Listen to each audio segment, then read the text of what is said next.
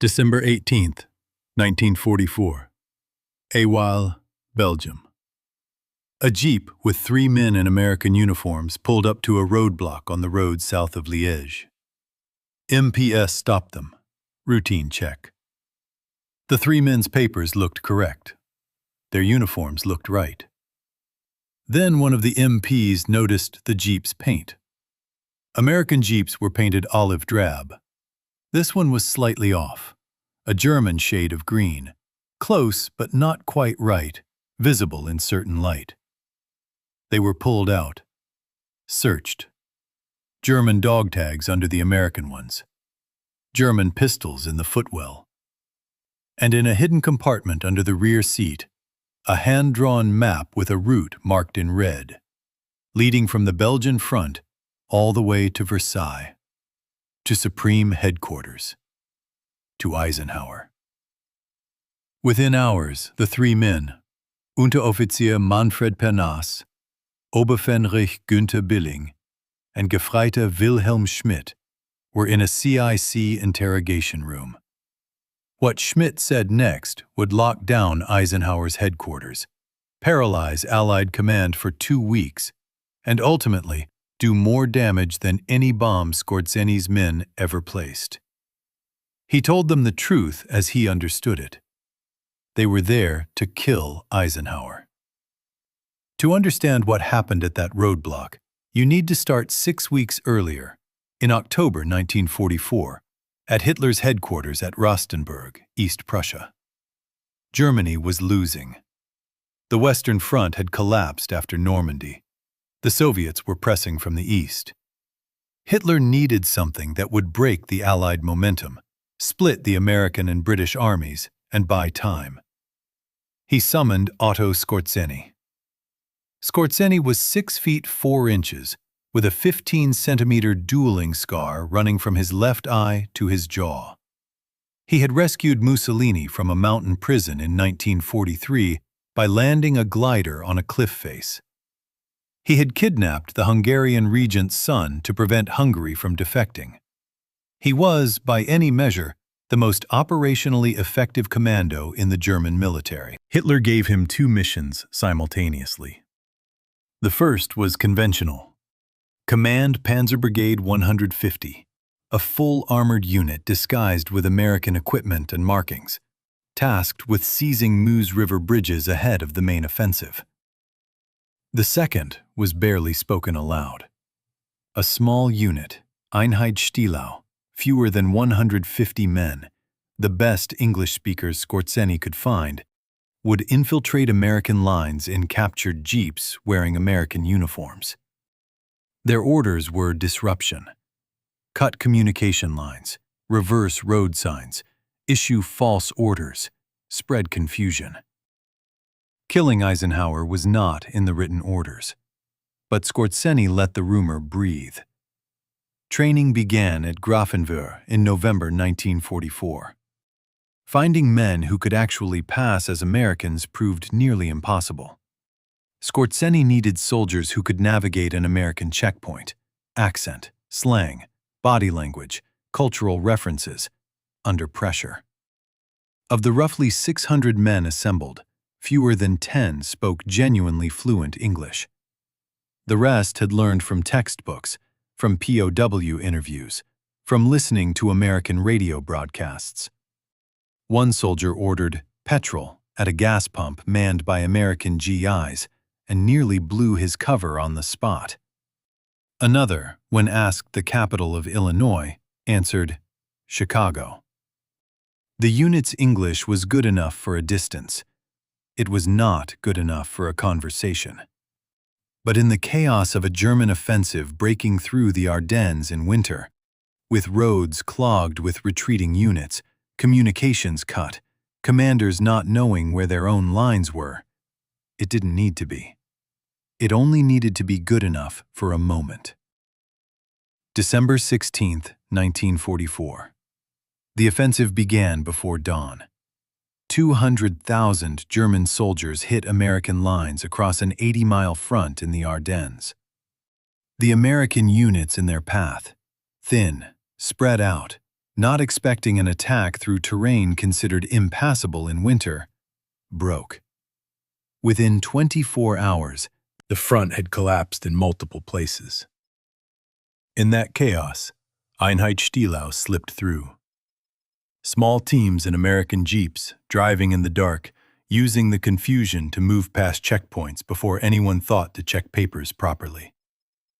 They cut phone lines between American Corps headquarters. They reversed road signs, sending reinforcements the wrong direction. One team reached a bridge over the Amblev River near Stavilo, and by pretending to be an American engineering unit, prevented its demolition, letting a German panzer column cross unopposed. These were real disruptions with real military consequences. But none of them was what made Operation Greif famous. What made it famous was two words that Schmidt told his interrogators on December 18th. Eisenhower. Skorzeny. The CIC report moved fast. By December 19th, intelligence had reached Schaeff in Versailles. A German commando unit was operating behind Allied lines, specifically trained to infiltrate headquarters areas, specifically targeting senior commanders, possibly including Eisenhower himself. Eisenhower's security chief, Brigadier General Thomas Betts, read the report and made a decision. 43 roadblocks went up around Paris overnight. Eisenhower's quarters were moved inside the headquarters compound. A decoy, a colonel who resembled Eisenhower from a distance, was driven around the city in the Supreme Commander's car in plain sight, while Eisenhower himself was confined to his office. Eisenhower later wrote in his memoir, Crusade in Europe, that he had been practically imprisoned during this period. He described the security measures as irksome in the extreme, and found the entire situation faintly absurd. He was being protected from a threat that may not have existed by measures that prevented him from doing his job, based on the confession of a frightened German private who had repeated a rumor he'd heard in training camp. He was, as one aide recorded, irritated, a word Eisenhower used the way other men used profanity. The chaos spread beyond Eisenhower's compound.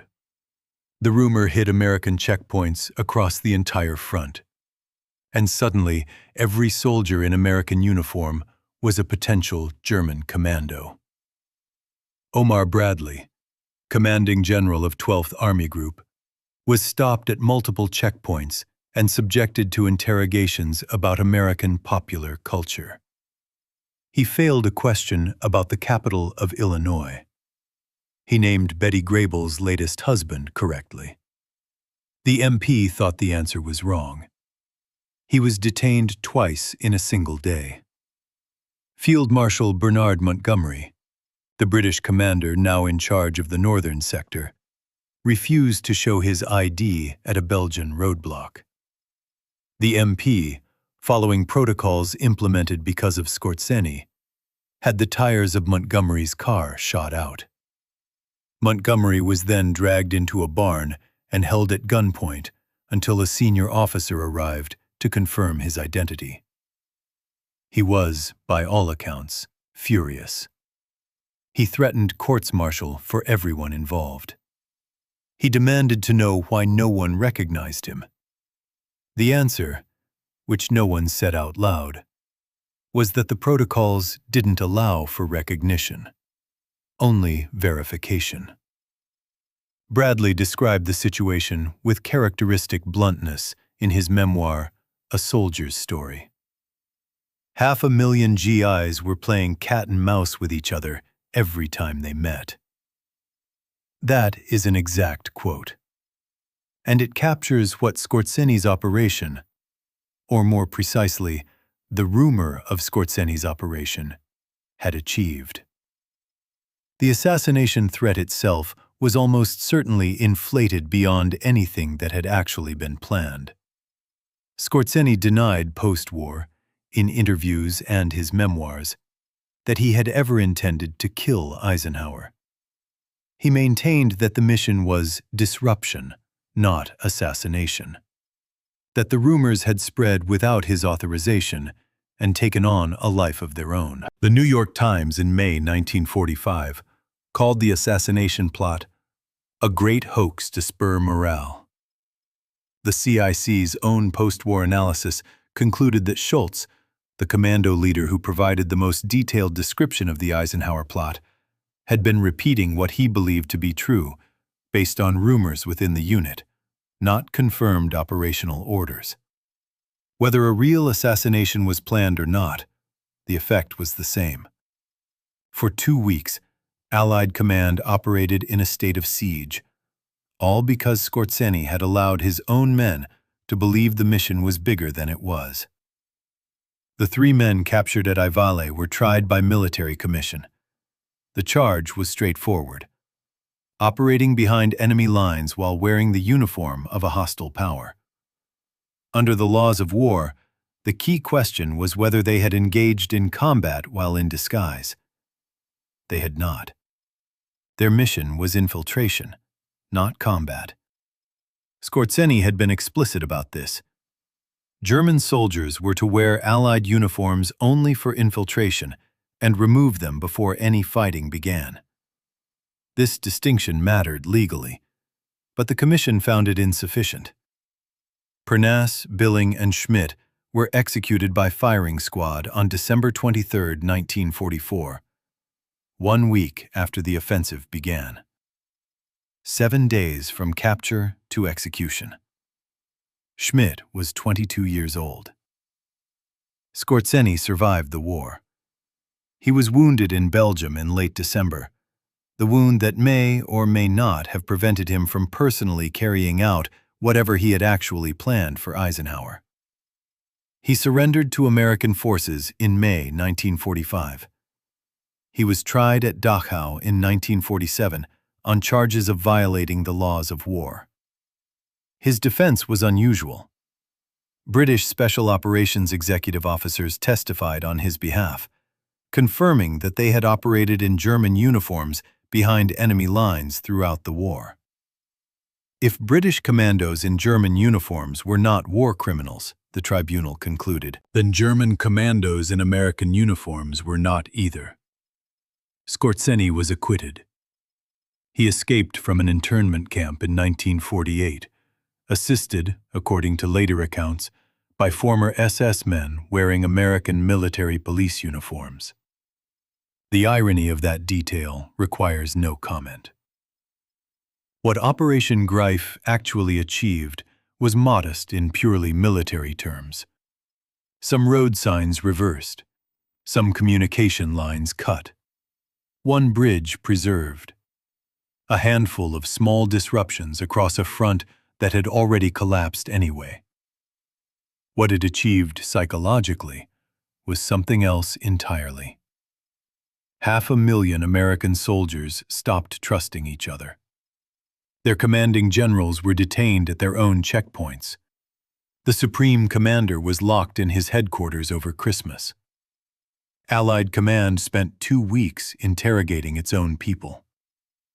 All of it, the checkpoints, the paranoia, the detained generals, the men shot for answering trivia questions wrong, was the product of a rumor that Skorzeny may never have intended to carry out. He said as much after the war, with what sounded like genuine satisfaction. "We didn't kill Eisenhower, but we made the Americans afraid of themselves." He was right. And that fear, manufactured, amplified, built on a rumor whispered in a training camp in Germany, turned out to be worth more than any bomb his men ever placed. The 3 men shot at dawn on December 23rd are buried in a military cemetery in Belgium. Pernas, Billing, Schmidt. They were caught because a jeep was painted the wrong shade of green. They were executed because they wore the wrong uniforms. They believed they were there to kill Eisenhower. Whether anyone ever actually ordered them to do that Whether the mission was real or a rumor Skorzeny let run to create exactly the chaos it created is a question the historical record has never fully resolved. Skorzeny took the answer with him.